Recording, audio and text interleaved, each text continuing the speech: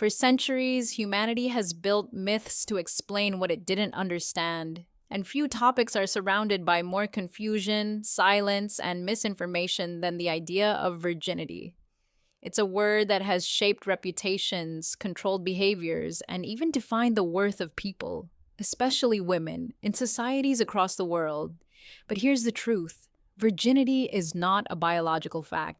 It's a cultural idea, an invention of society that has been passed down and repeated until it began to sound like truth. Today, we're breaking it all down. We're diving deep into five of the biggest myths about virginity that continue to influence how people think, feel, and judge one another. When we talk about virginity, most people imagine something simple, someone who has or hasn't had sex. But even that definition falls apart when you start asking, what exactly counts? Is it a physical act? Is it emotional? Is it spiritual? Is it defined the same way for everyone? Around the world, you'll find hundreds of definitions. That alone should make us stop and think. If we can't even agree on what it means, how can we treat it as absolute truth?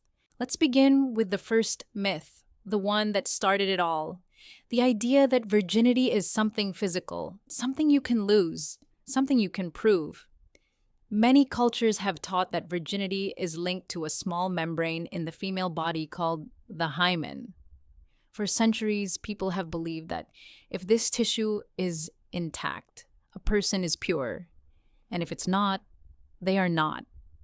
But medically, this belief is completely false. The hymen is simply a natural fold of tissue, and its shape and size vary from person to person. Some people are born with very little of it, others with more. It can change through everyday activities, exercise, sports, stretching, or even naturally with age. It is not a marker of sexual experience, and it never was. Yet, entire systems of honor and shame have been built around this myth. People have been judged, shamed, and even punished based on something that has no scientific foundation. That should tell us how powerful social conditioning can be. How an idea, even when it's false, can control lives when it's repeated long enough. Virginity is not a state of the body. It is a story society tells about the body. Now let's move to the second myth, one that has caused generations of emotional damage, the belief that virginity equals purity. This myth is deeply rooted in culture, religion, and history. It says that a person, especially a woman, is only pure if she hasn't had sexual experience, and that once she does, something sacred is lost. This idea has been used to measure morality, loyalty, and even love. But purity is not about the body, it's about the mind, the choices we make, and the respect we show to others. When we attach moral value to virginity, we send a dangerous message that a person's worth depends on what they have or haven't done with their body. This idea teaches people, especially women, to carry guilt for something that isn't wrong. It creates fear, shame, and silence instead of education, understanding, and freedom. Think about this. We don't define honesty by whether someone has held hands before. We don't define loyalty by whether someone has kissed another person. So why do we define purity by whether someone has had a physical experience? It's inconsistent. The obsession with purity is not about protection, it's about control. When society defines purity through virginity, it creates rules not for safety, but for power. The third myth is one we often overlook, yet it shapes conversations every day. The idea that virginity only matters for women. This double standard is centuries old. Across history, men have often been praised for sexual experience, while women have been punished for it. Words like honor and shame have been attached to women, while words like strength or confidence have been attached to men. But this imbalance is not natural, it's constructed. It reflects a cultural belief that a woman's value lies in her obedience and modesty, while a man's value lies in his freedom and dominance. Both of these ideas are harmful. When we only judge one gender for sexual choices, we send a message that one person's actions matter more than another's.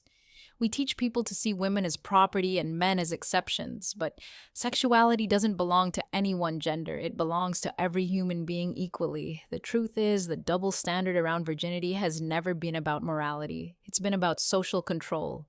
It keeps women quiet, men unaccountable, and society misinformed. And here's the uncomfortable truth. These myths thrive because people are afraid to talk about them.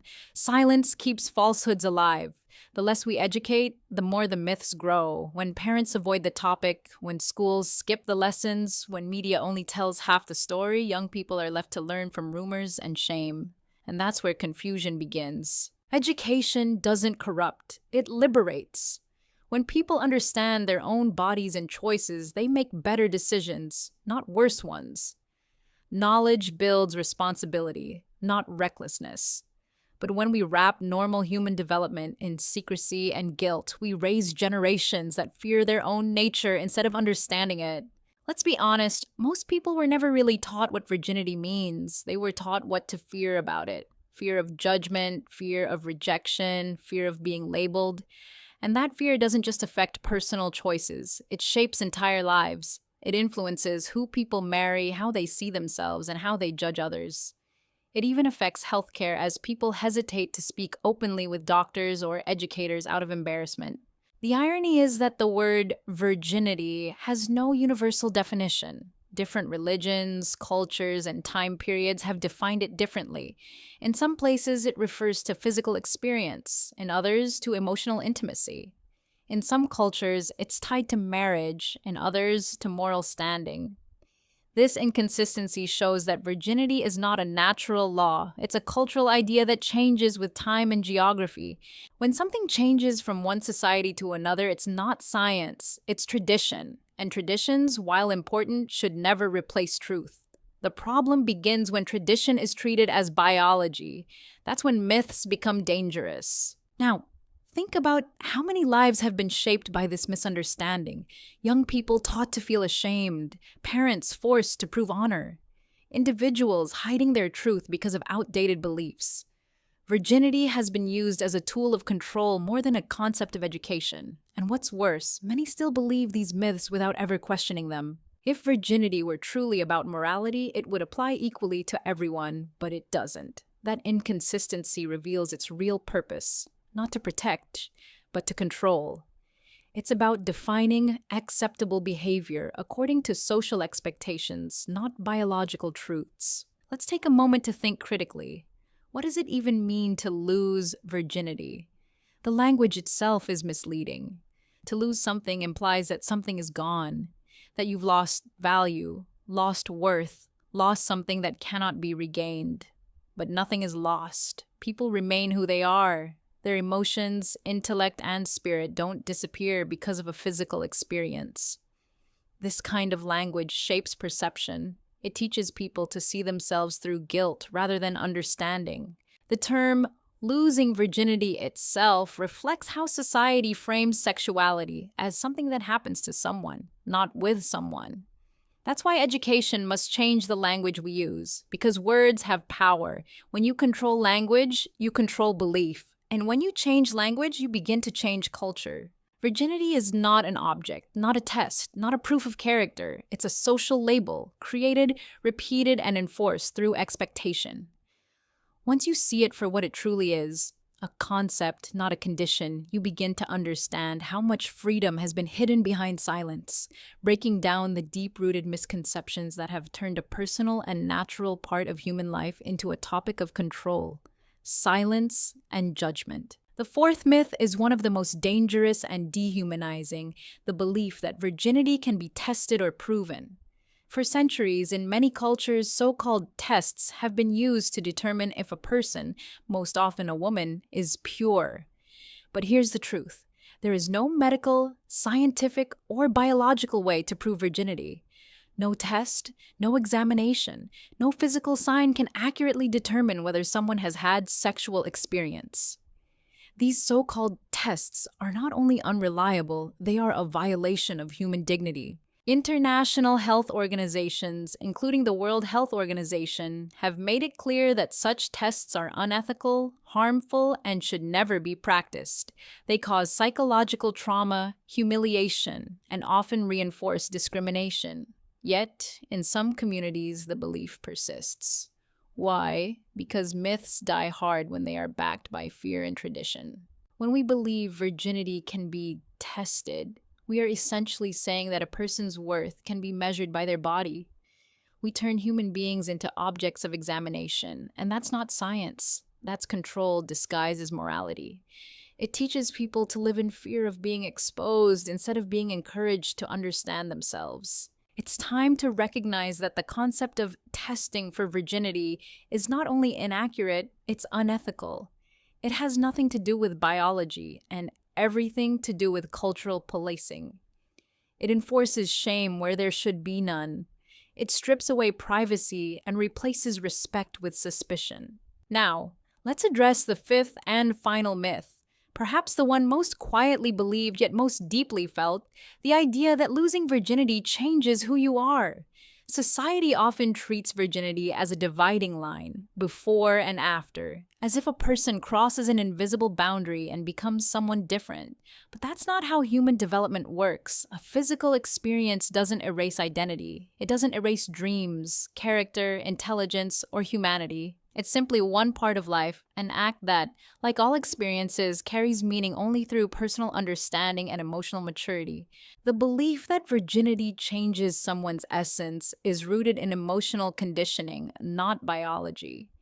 People are taught to associate it with pride, guilt, or shame, depending on what their culture values.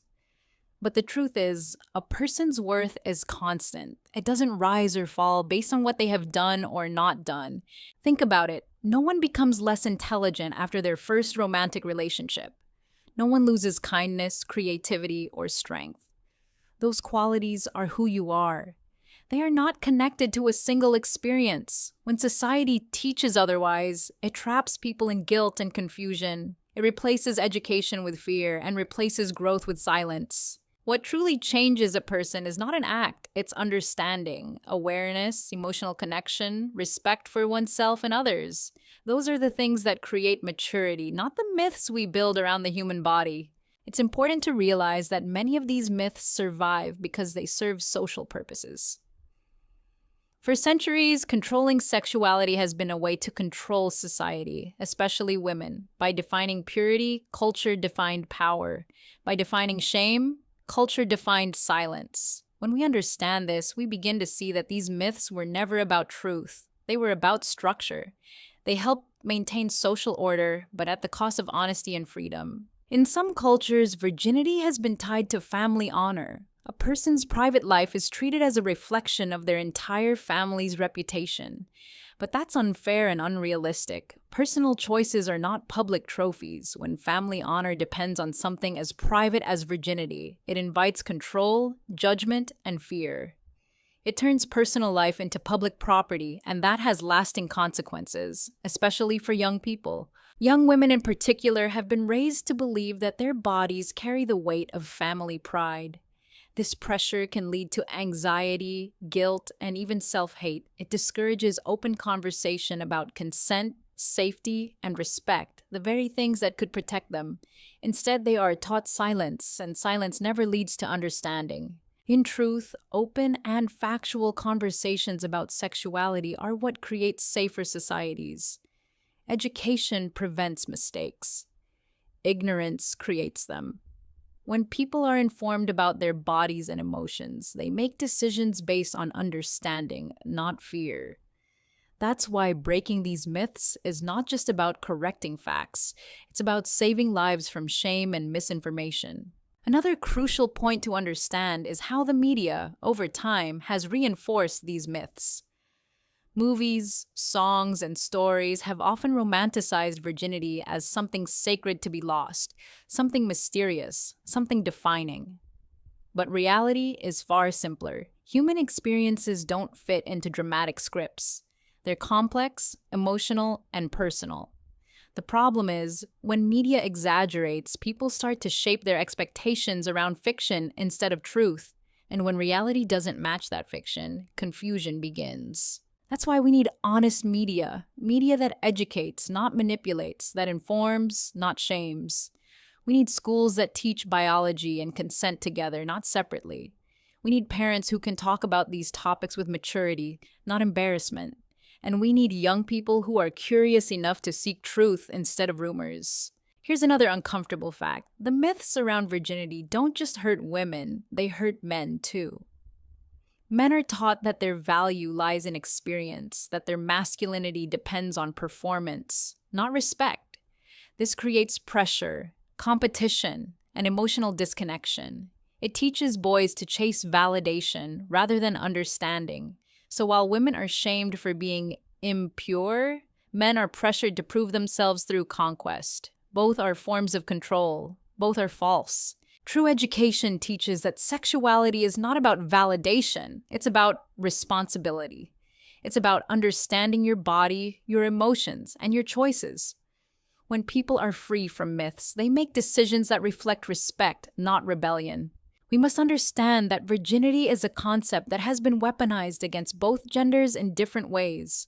For women, it's used to measure worth. For men, it's used to measure strength.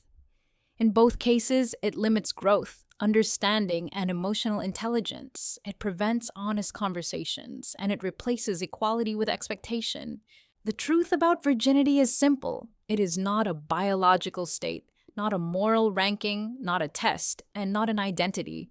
It's an idea, a word created to categorize human behavior. And like any idea, it can be changed, questioned, and redefined. The goal of education is not to shame people for their past, but to help them make informed choices for their future. It's not about telling people what to do. It's about giving them the knowledge to decide for themselves. When people understand that virginity is a concept, not a condition, they stop seeing it as a measure of value. They start seeing it as a personal perspective, one that deserves privacy, not public judgment. So, what happens when society finally lets go of the myths? People begin to talk more openly. Shame starts to fade. Young people start asking questions, not out of fear, but curiosity. Parents start listening without judgment. Schools begin teaching without avoidance. That's how real change begins, with conversation, not silence. And make no mistake, education about virginity is not about promoting behavior. It's about promoting truth. It's about freeing people from unnecessary guilt and giving them the tools to think critically about the stories they've been told. In the end, the myths about virginity are not just wrong, they're outdated. They belong to a time when control mattered more than clarity. We are living in a world that demands knowledge, equality, and respect. It's time to leave behind beliefs that do not serve truth. The next time you hear someone talk about virginity as proof of purity, ask, whose idea of purity is that? The next time someone claims it can be tested, ask, by what science? The next time you hear someone shame another person for their choices, ask, what gives anyone the right to measure someone's worth that way? The answers to these questions reveal the truth. Virginity is not about science, morality, or identity. It's about culture. And culture, unlike biology, can evolve. We must evolve with it. We must move toward a world where education replaces ignorance, where respect replaces judgment, and where the human body is understood, not feared. Because knowledge is not the enemy of morality, it's the foundation of it. When people know the truth, they stop believing in myths. And when myths fall, freedom begins. Virginity was never meant to define anyone. It was meant to be understood. The time to replace silence with truth is now.